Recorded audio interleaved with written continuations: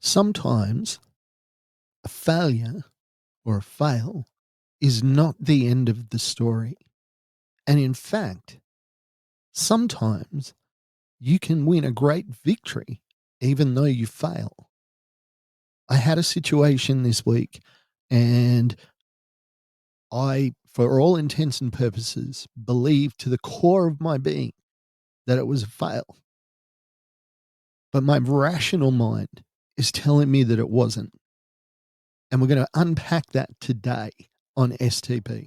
Welcome to Shattered the Podcast. Sharing the lived experience of mental illness on A father, a mother. A family. Let's go. Let's go. Let's go. Let's go. you may look at the podcasts that I do and the Instagram things and all that sort of gear and think, well, Mark, you've got it all together. But the fact of the matter is that I live with mental illness, probably just like you or somebody you know. And the thing is, I still struggle daily with things. Now, last week, I was at a school doing a session. Thankfully, somebody else was up in front of the class. And something happened in that classroom, which I didn't even notice. Well, I did notice it, but it happened quickly. It happened suddenly, and it was over just as quick. And I tried to not think anything of it. In my head, it was like, okay, that's something that's happened. Just move on. But it was a trigger which I wasn't expecting. And it was a trigger that almost brought on a mental health crisis.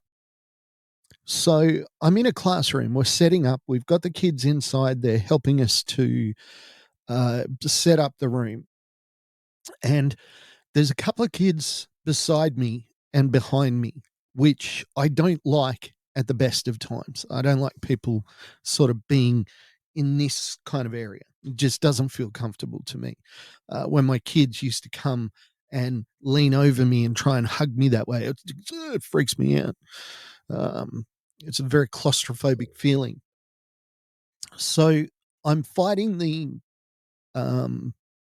impulse to react to these kids being behind me, but it's so quick that I don't notice when one of them shoves like 3 or 4 kids and they all kind of fall right beside me. I get kind of bumped. I don't get shoved or anything. But I turn around and the person that did it, the only person that's there, says it wasn't me. Fairly innocuous, don't you think? And that was all. That was all. That was all that happened. Problem was for me is I didn't recognize this as a trigger. I really didn't.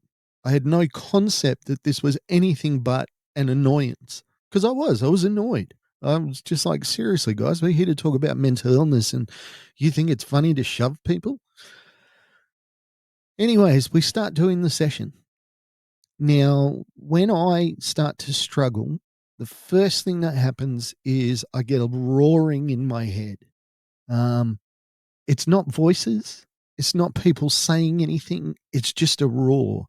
Like a whoo. Actually, that's a fairly good imitation.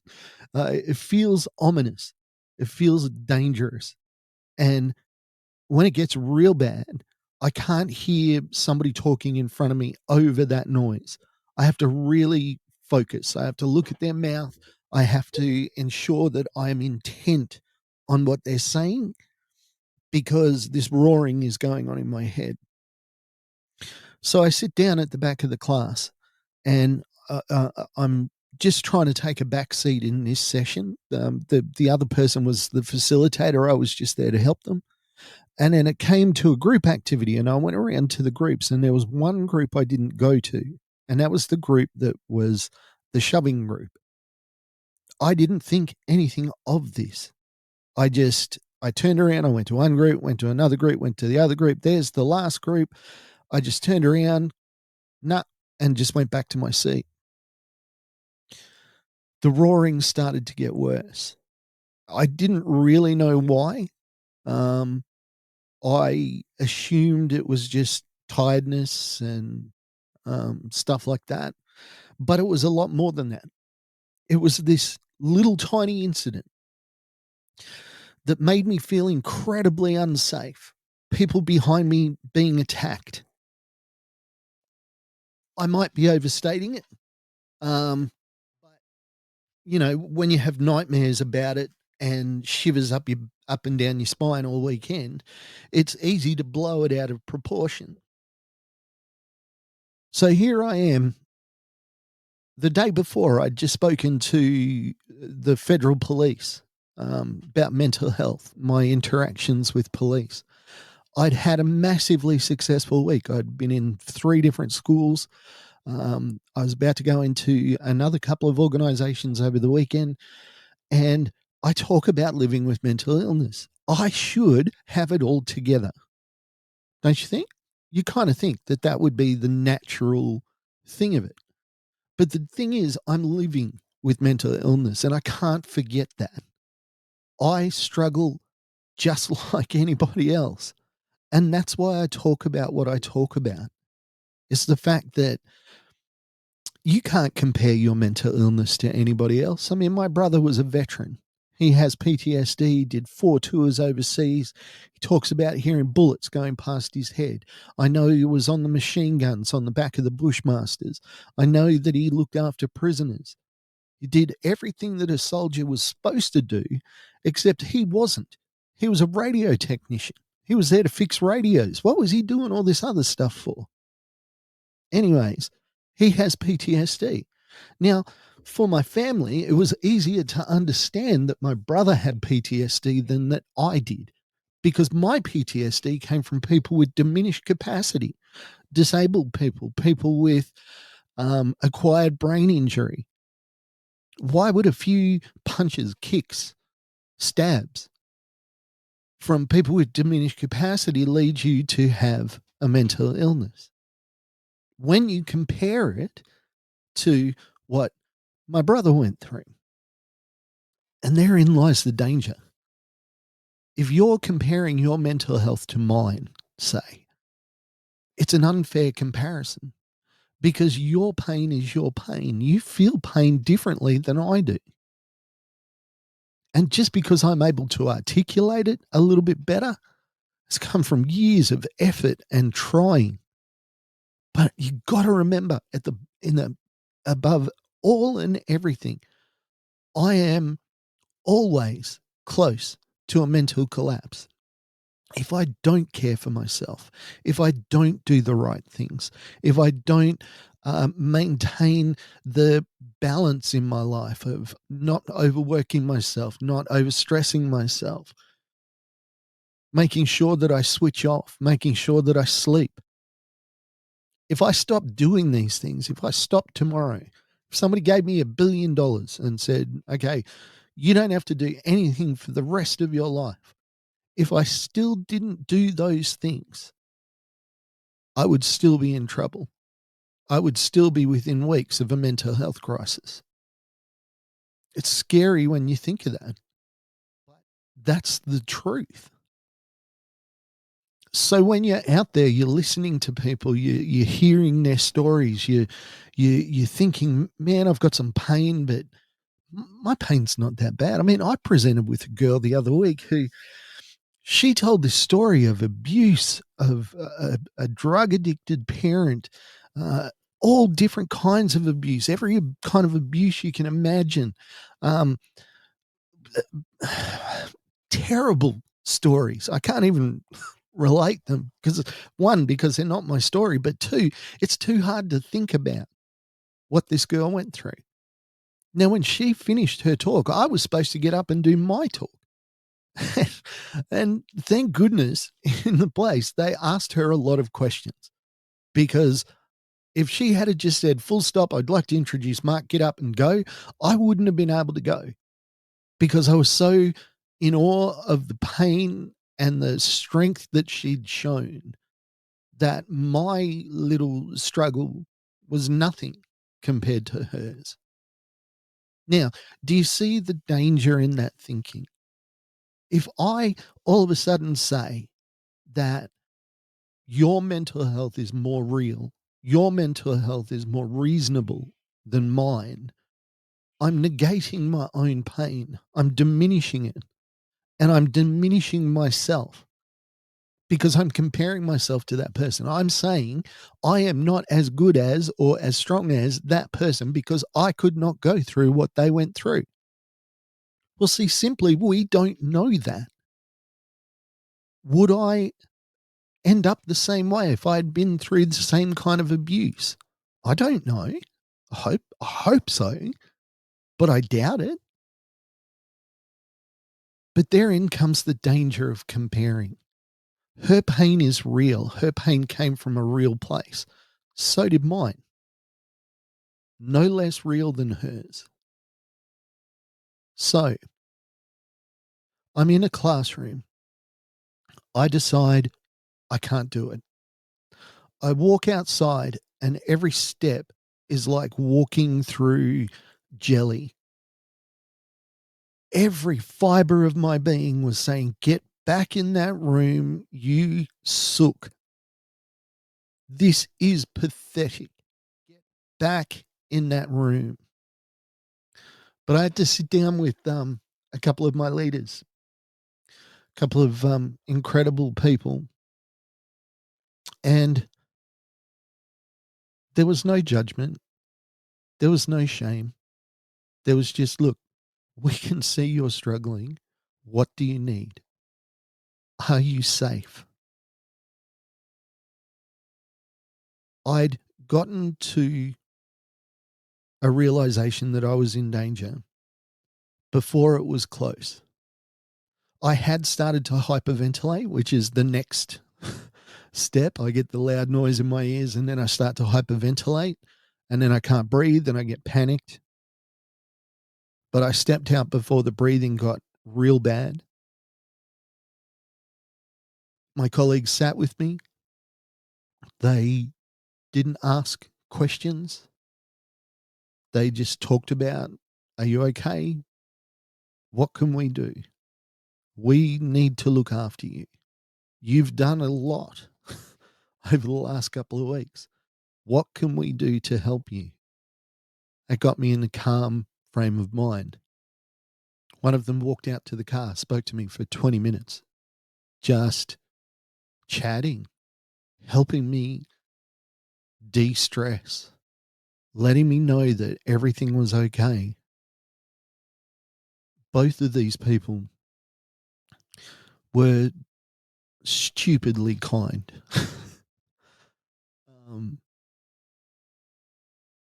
and I said, I hate to fail in this way. I hate to leave you in the lurch. And they both said, and it was unanimous, and they were emphatic that I'd actually succeeded because I was in a situation that was becoming out of my control and I asked for help. I recognized that I did not have the ability to continue. And if I did, it might lead to a mental health crisis. And I said, "Oh, I would never hurt the students." And they said, "No, we're worried that you'll hurt yourself."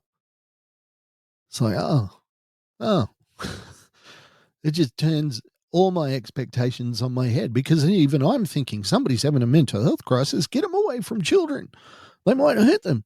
It's like, no, it was more of a danger to myself. So did I fail? I mean, let's look at it logically. Did I complete a session that I was booked in to complete? I knew that I was struggling beforehand. Should I have called beforehand and said, I can't do this? Was I right to just show up and see what happens? If this shoving incident hadn't have taken place, would my mindset have been in a different place? Would I have been able to deal with that session? Don't know. All I know is that in my rational mind, I think about if it was somebody else, if I was the leader and somebody came up to me in exactly the same situation and said exactly the same thing, I would be proud of that person. I would be proud that they understood their limits. They understood their capacity, and they understood that pushing forward was helping no one. Hardest thing in the world to do when you have a mental illness is admit that you're not okay, that you're not well, that you can't do some things at some times. It's the hardest thing you'll ever do. It was not easy to walk out of that classroom. It was not. And even now, there's a voice in the back of my head that's screaming at me saying, "You sook, you wuss." And I have to just squash that and just say, no, you're being unfair. I feel like I succeeded. I feel like it was a victory. And it wasn't one of those Pyrrhic victories, one of those victories that, you kind of just won, but you lost at the same time. You fought a battle and you won the battle, but you lost so much that you lost the war. It's not one of those. It was a situation where I could either succeed or fail, and to leave was a success. Maybe I would have succeeded if I had stayed in that room. I know that I would have had a lot more work to do with mindfulness at the end of that time. But all in all, I think it was the right thing to do. What do you think? I hope that you would have the compassion in your heart to believe the best. That yes, it was the right thing to do. And what it means is I kind of have to take a backward step a little bit. I have to go back and I have to start monitoring what I'm allowing myself to do. I stopped doing that because it didn't seem necessary anymore. I knew that I've only got a couple of good hours in me every day. Anything beyond that is just, it's struggle town.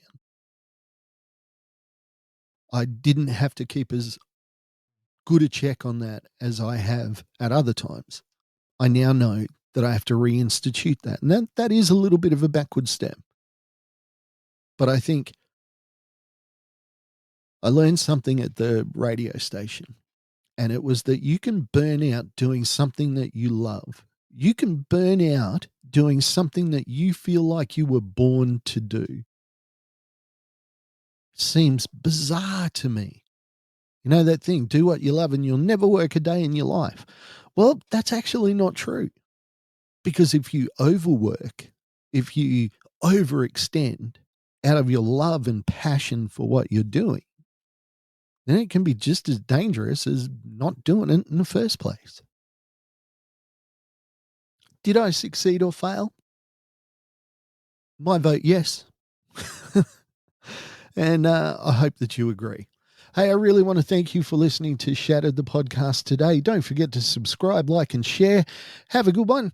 I'll talk to you soon. Oh, big news. I got some big news that I'm going to share with you next week. Bye for now.